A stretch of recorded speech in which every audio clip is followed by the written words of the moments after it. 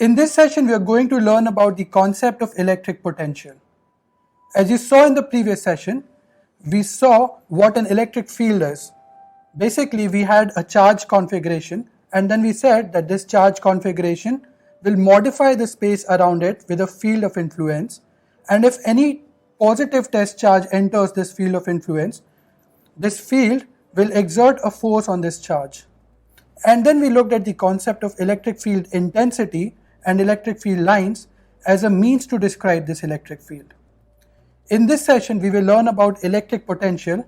It is the third means to describe the electric field. Specifically, what I want to say is, let's take this situation where I have this charge Q. As I keep it in this particular position, it will modify the space around it. You can see the electric field here. Now, if I bring another point, let's say I am considering this point B, then if I say that a test charge capital Q is brought to this point, then it will experience some force.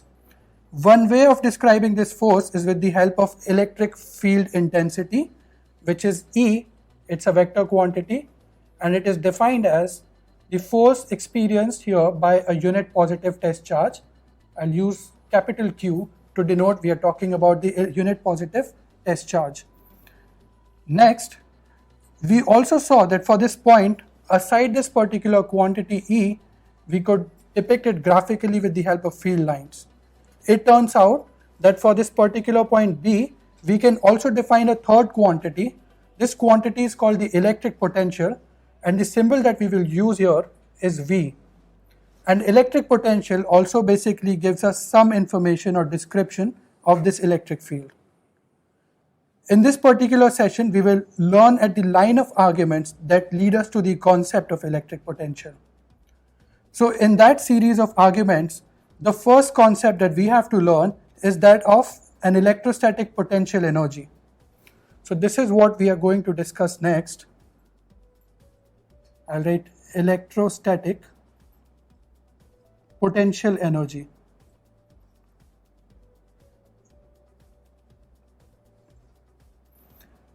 So potential energy of any system basically is the energy stored in that system by the virtue of its configuration.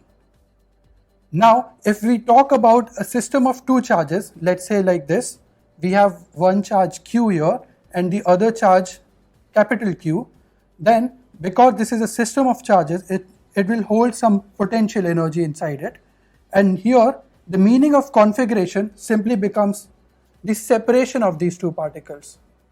So this is the way to encode this particular configuration in this system. So what I'm saying here is, by virtue of being separated by a distance r from each other in this particular configuration, this system holds some energy, and that energy is called potential energy. Another important quantity to note here is the change in potential energy. And change in potential energy, see, potential energy is denoted by this symbol U. Then the change in potential energy is denoted by delta U. This is given as the internal forces that are acting on the system and the work done by that internal force in changing this configuration.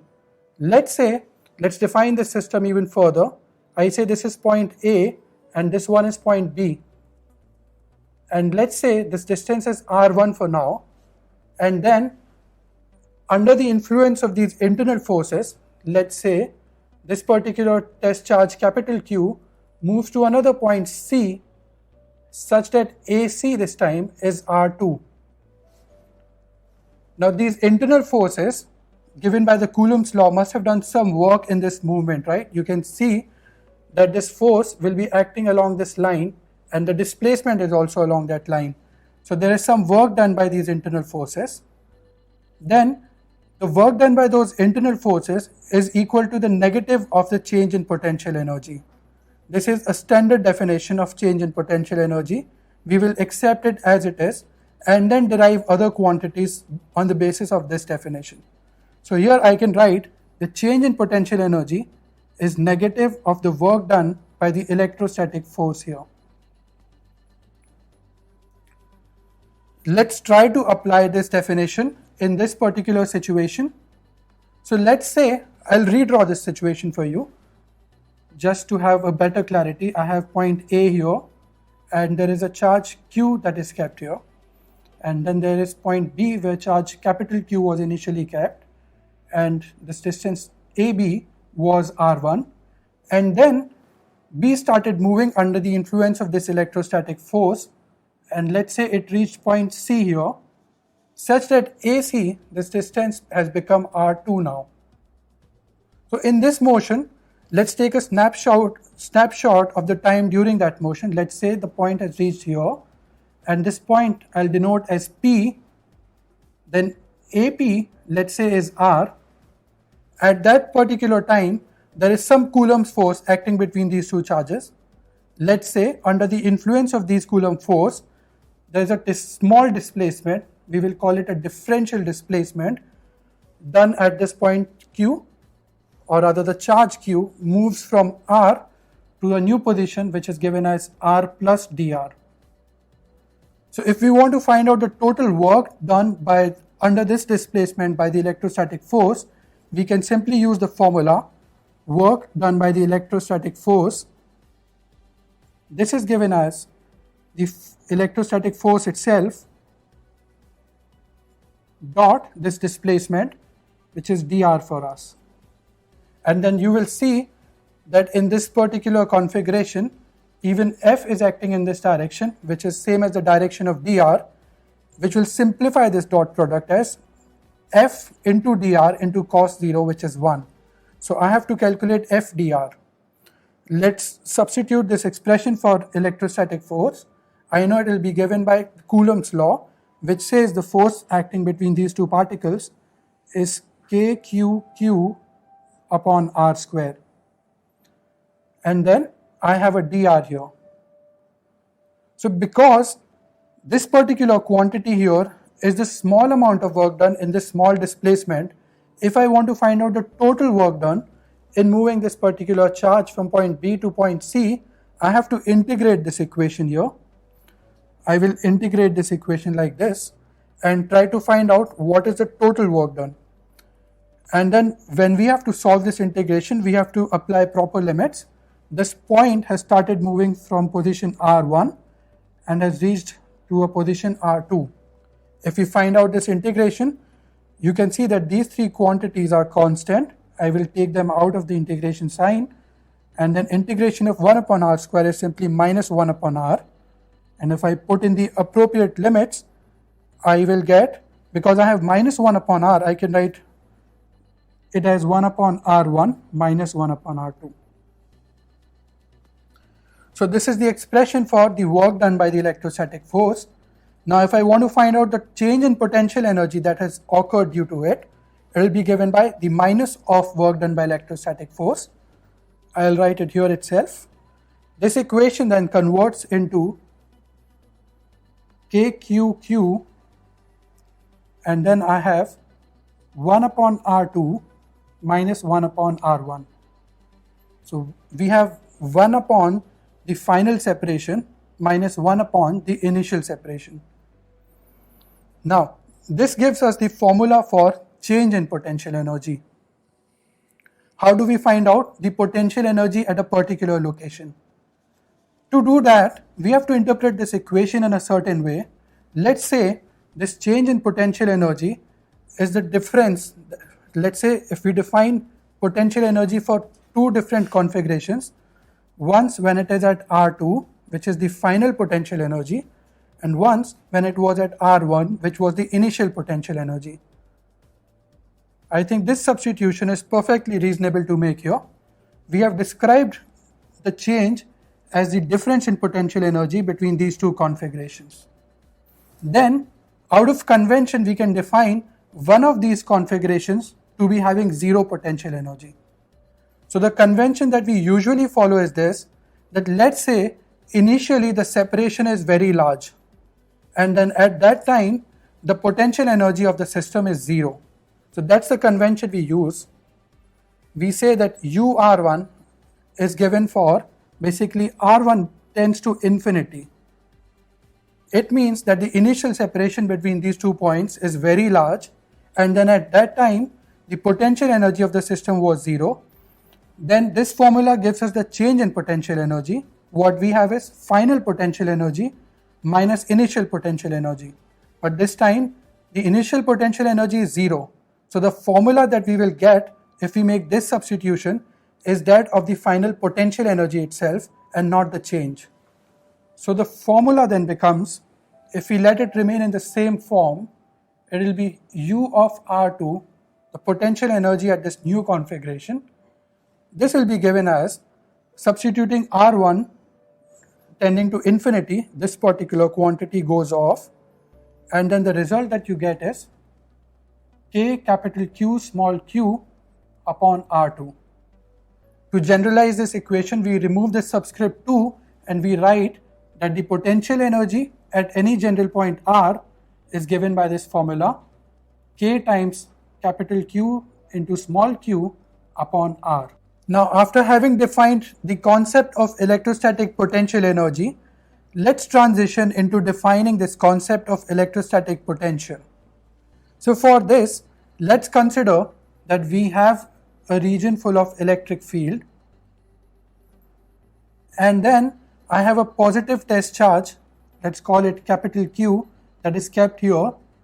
Right now, let's call this point as P, or the reference point, and then along this electric field or in any other direction, if I move, let's say I change the position of this test charge from point P to a new position point A, then just the way I could define the change in potential energy, let's say I can define this concept called the change in potential.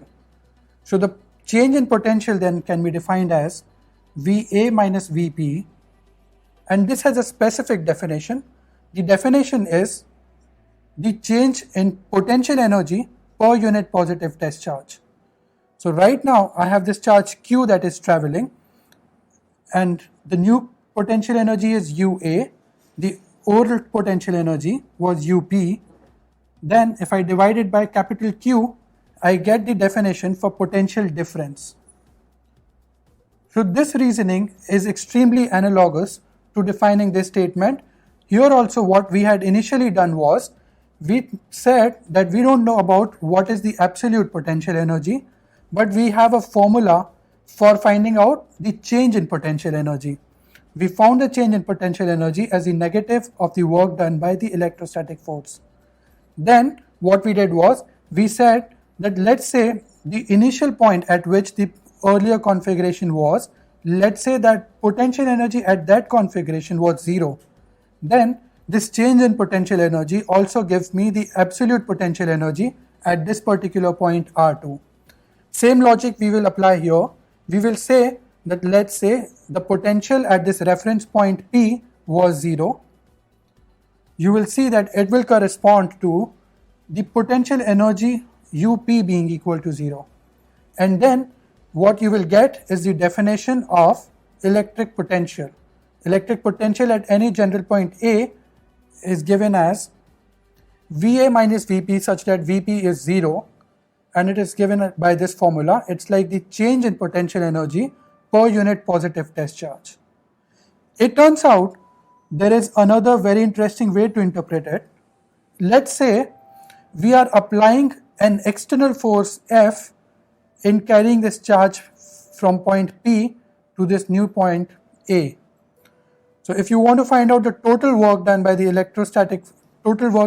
external force under a special condition, and that condition is that the kinetic energy of the system of any particular thing, let's say the charge due to which there is electric field, even those charges and this charge capital Q, none of their kinetic energy has changed in this transition when the external force brings the point or the test charge Q from point P to point A. Under that assumption, we can say that at every point, the external electric force should be equal to the electrostatic force itself. But they will be acting in opposite directions, such that the net resultant force acting out at this charge Q remains 0 at that time, at all the times. Under these assumptions, we can say that, let's say, work done by the external force is WEXT then this will be equal to minus of the work done by the electrostatic force. And minus of the work done by the electrostatic force, you can see, is given by U of R2 minus U of R1. In these notations, I can write that as the change in potential energy, which is UA minus UP upon, I think we don't need to divide it by Q here because this is the definition of the work done or the change in potential energy. So now we can interpret this particular quantity called electric potential as this. It is the work done by the external force in bringing a unit positive test charge capital Q from a reference point P. For this point, the potential energy was 0. From this reference point, we have brought this particular test charge to a new point A. Then the potential at A is defined as the work done per positive test charge by this external force. So this is an alternate interpretation of electric potential. So after having arrived at this definition of electric potential, let's make this more concrete. Let's take specific examples and try to calculate electric potential due to different charge configurations. For example, the simplest configuration could be a single charge. Let's say we have this point charge Q and we have to find out the potential at any other point, let's say this point A, such that this point A is separated by a distance r from this charge Q. I'll call the location of charge Q as O.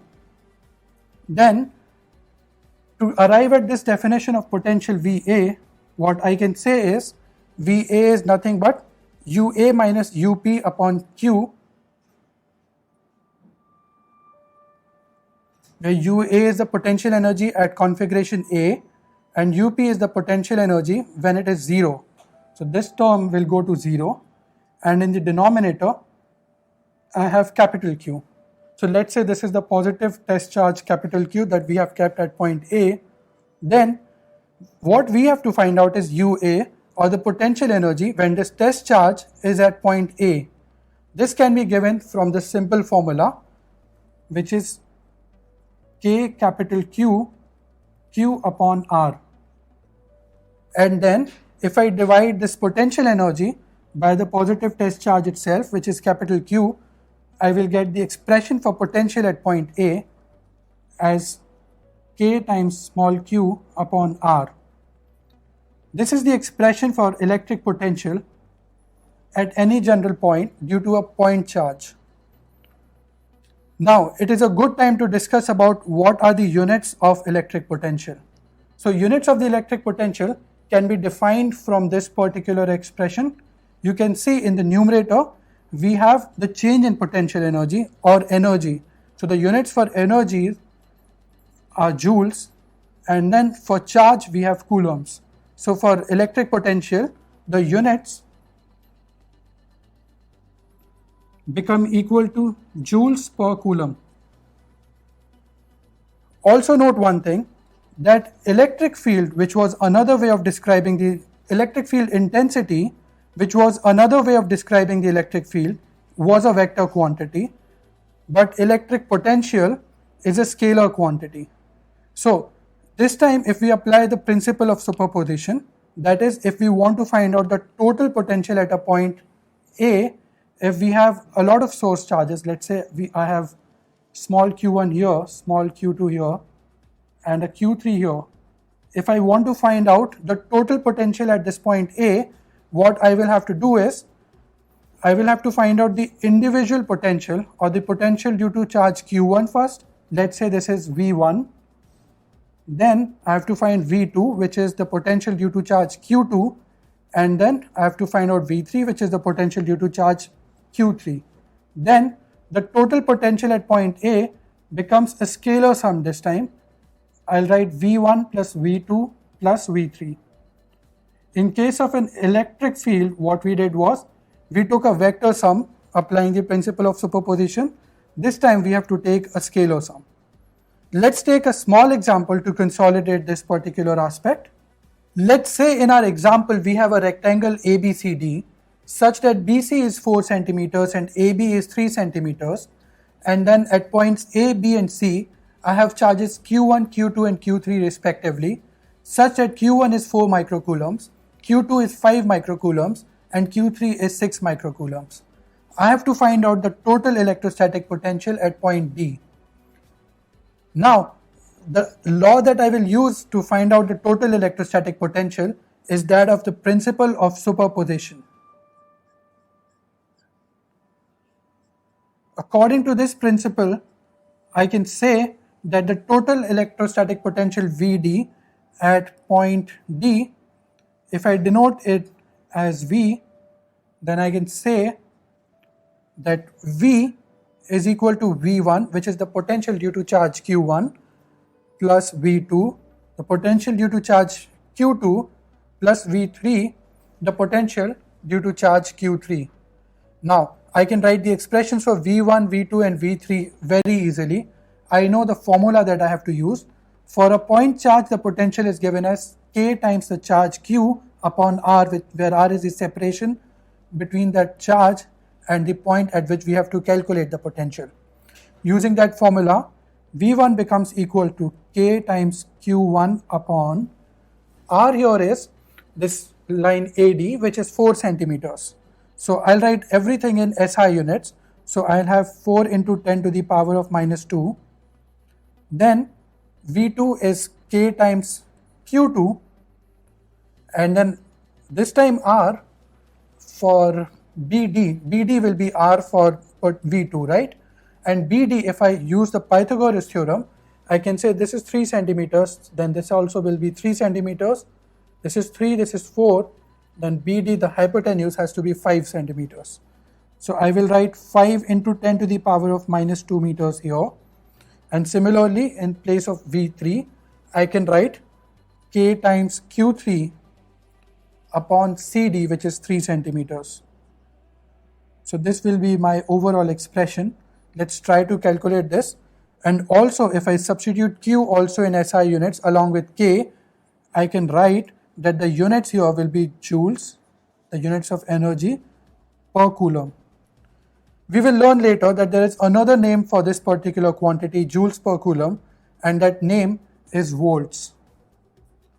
We will learn this when we study about current electricity again. Right now, let's focus on this question. Let's substitute the value of K and Q1 also. K is 9 into 10 to the power of 9 in SI units. So I can take that out.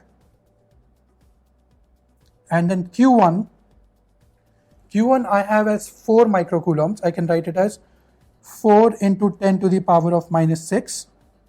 And in the denominator, I have 4 into 10 to the power of minus 2. Then in place of Q2, I can write 5 into 10 to the power of minus 6. Denominator will be 5 into 10 to the power of minus 2. And then Q3 is 6 into 10 to the power of minus 6. And in the denominator, we have 3 into 10 to the power of minus 2. So this has become such a simple form. 4 will get cancelled here, 5 here, and here I'll get a 2. And then 10 to the power of minus 6 upon 10 to the power of minus 2 is everywhere. I can write it as 10 to the power of minus 4. What I will get is 9 into 10 to the power of 9 times 1 plus 1 plus 2, and then I've taken 10 to the power of minus 4 as common. So this I can add up the exponents here. I'll get 10 to the power of minus 5, and then I have 9 into 4, which is 36. So this expression becomes equal to V equals 36 into 10 to the power of minus 5, or in SI, and the units will be joules per coulomb, which is the SI unit for potential. So now you get the hang of it, right? How to calculate electric potential at a point due to a charge distribution. This time we had a charge distribution.